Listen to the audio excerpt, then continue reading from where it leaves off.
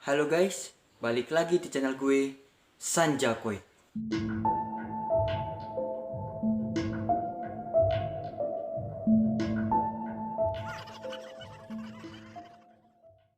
Oke guys, bagaimana kabar kalian? Mudah-mudahan baik-baik saja ya.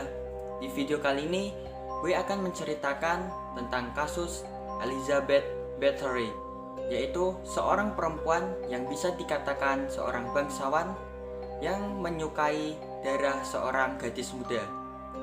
Dan inilah kasusnya. Elizabeth Bathory adalah putri dari pasangan bangsawan yang paling kaya raya di Hungaria. Orang tuanya bernama George dan Anna, yaitu orang paling kaya raya di Hungaria pada masanya.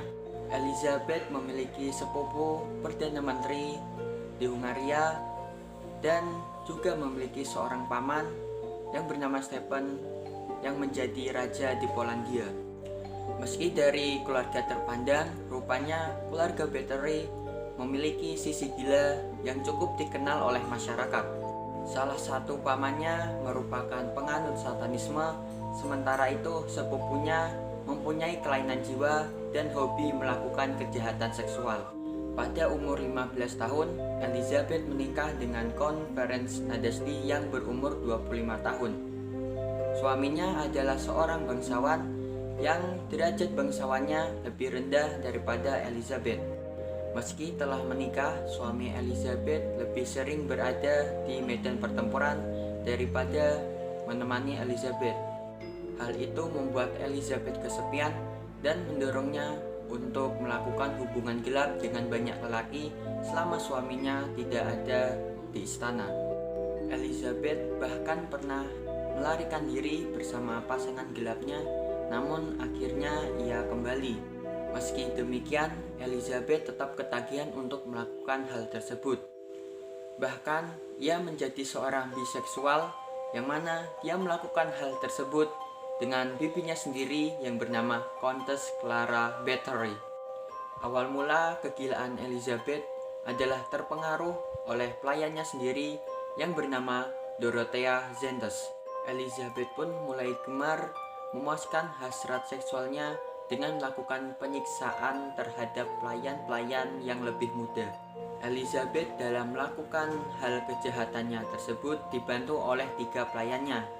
Yang pertama bernama Ilunaju, yang kedua bernama Johannes Utsvari, dan yang ketiga bernama Anna Darfula.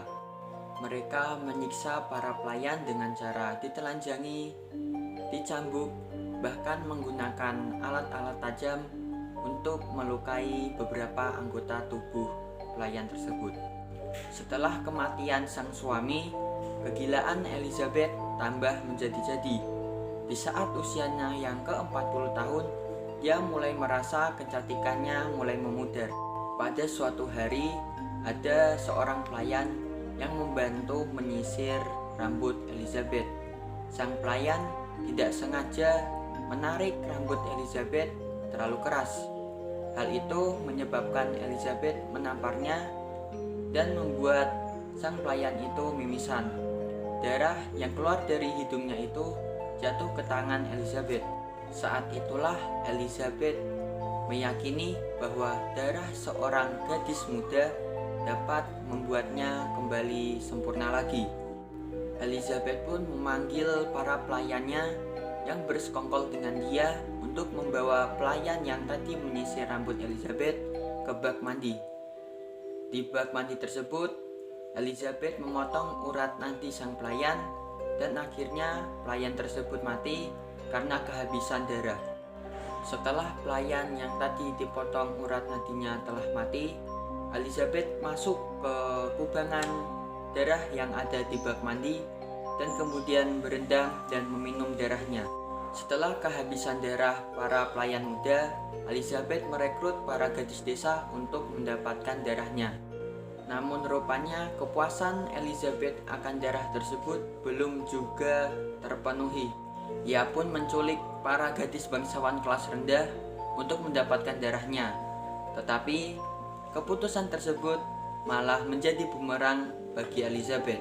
Hilangnya para putri bangsawan menyita perhatian para orang-orang berpengaruh, termasuk oleh raja.